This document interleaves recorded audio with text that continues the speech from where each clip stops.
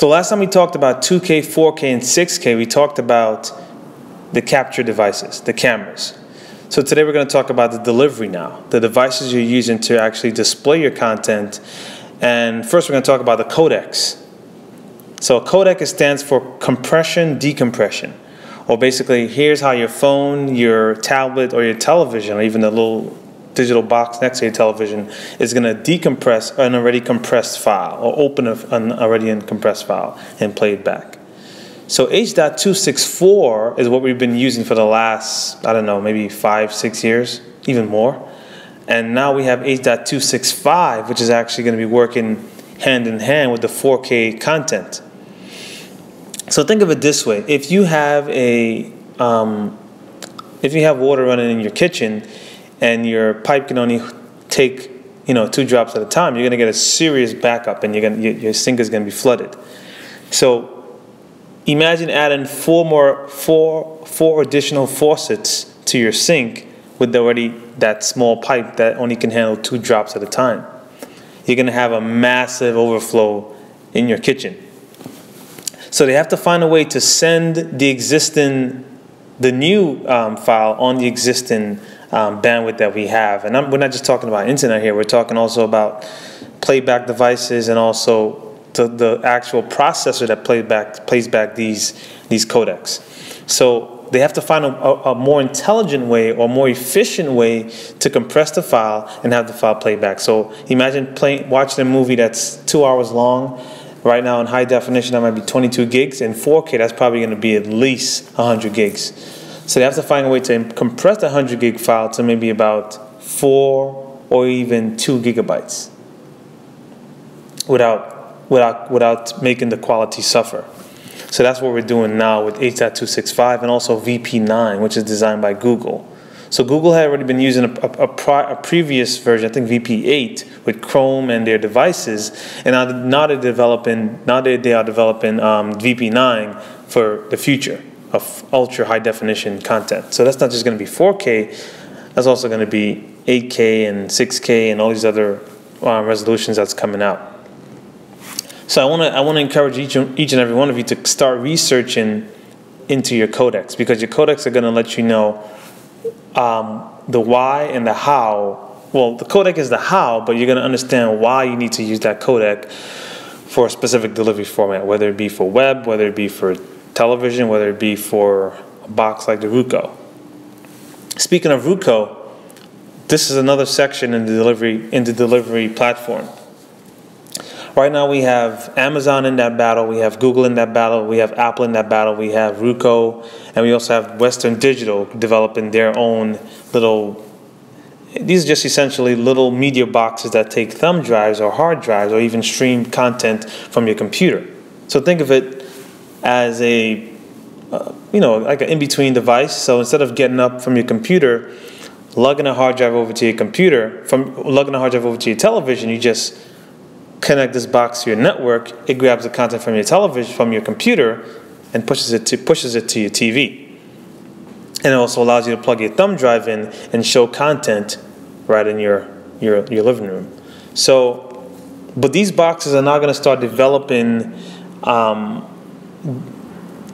processors or even systems that can handle the 4K delivery. So what does this mean? Let me just give you a quick scenario. So let's say you're creating a series. I don't know, it could be a series on chefs, how they cook in their environment, mothers, fathers, whatever the case might be. And you want to show this content to a bunch of elderly people. They have the money, they want to pay you, but they don't have internet and they don't have high definition television. So you can take your Roku box, your Western Digital box, your Apple TV, whichever device will work best, plug it into the television sets for maybe 5 people, have them build them for these things, and then deliver the thumb drives each month. Have it come in the mail, and they can watch your show. It's like a subscription service, except it's a little bit more complex, but it can be done. So these boxes facilitate not just internet needs or computer needs, but they get digital content to maybe analog devices, like the old televisions with the RCA jacks in the back. That's what those boxes can do for you. So beyond those formats, which we just talked about, the codecs, VP9, H.265, and also the Roku boxes and digital boxes, we also have to edit this content. So we need 4K monitors. We talked briefly about some 4K monitors. One in particular that a lot of people are looking at right now is the LG. And this monitor is a 31-inch monitor that has 10-bit color. So it's 10-bit color, it's IPS, it's 31 inches, and it's under $2,000. So a lot of professionals are looking to that monitor. So that may be something you want to look into.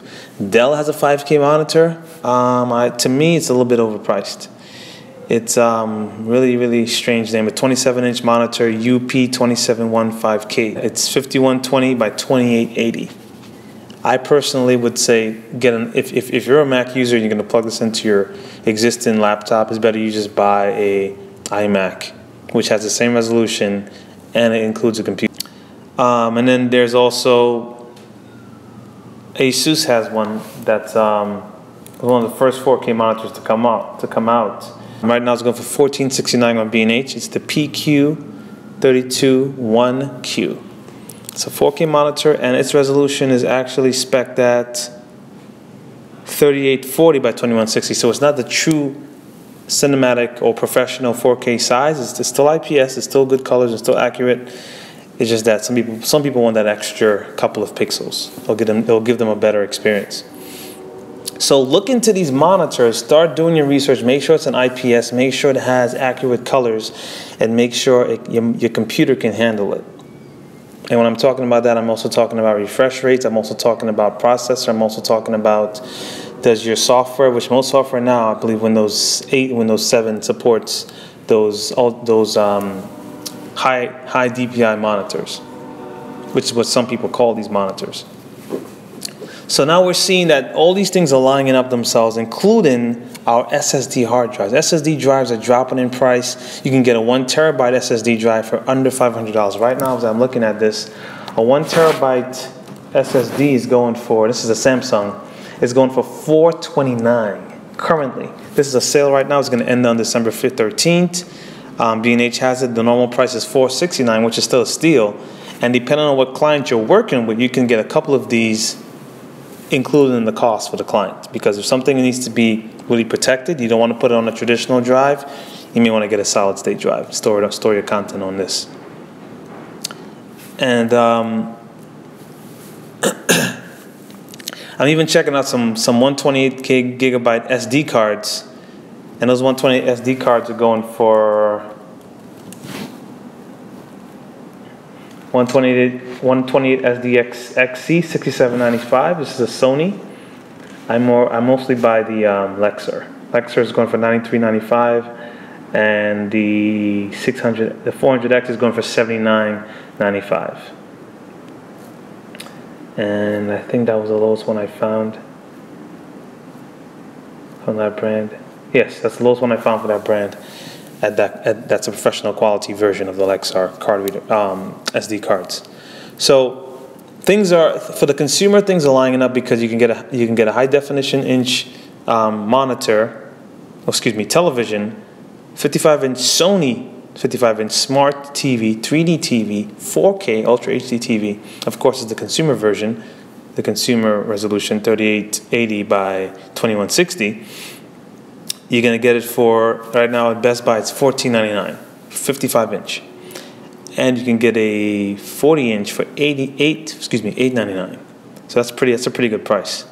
So these things are dropping. What we're going to see now is the consumers are getting access to the 4K content. That means that people that are delivering the content need to actually start delivering 4K. So you don't want to just have all the major studios doing it, but we as professionals, we want to make sure we're doing it as well. So if all the major studios are doing it already, we need to start stepping up and creating content that's going to be deliverable there. So that's basically the point I was trying to make today, is the fact that the future is now. The future is now. We're not waiting for 4K anymore. We're not waiting for 2K or 8K. 6K is being delivered by the Red Epic. Those who can't afford it can now buy the GH4, the A7S, and the tools that help complement those cameras are available at a more affordable cost. So thanks for watching, guys. So that was basically it, just covering how the jump to 4K and beyond The tools are available, and we just need to take advantage of those tools and start creating content. So till next time, this is Sewell here, signing off.